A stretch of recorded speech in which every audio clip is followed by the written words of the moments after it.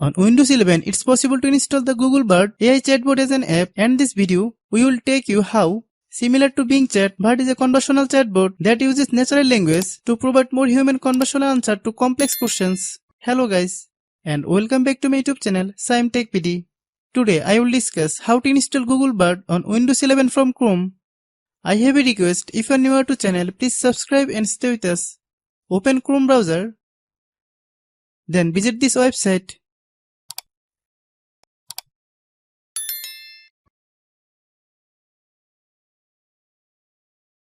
Click the Customize and Control 3-dot button in the top right corner. Select the More Tools menu and choose Create the Shortcut option. Click the Create button.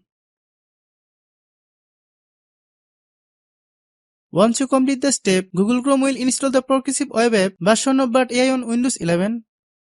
Hope you understand. I have a request, if you are newer to channel, please subscribe and stay with us. By watching my tutorial for more tech videos, you can subscribe.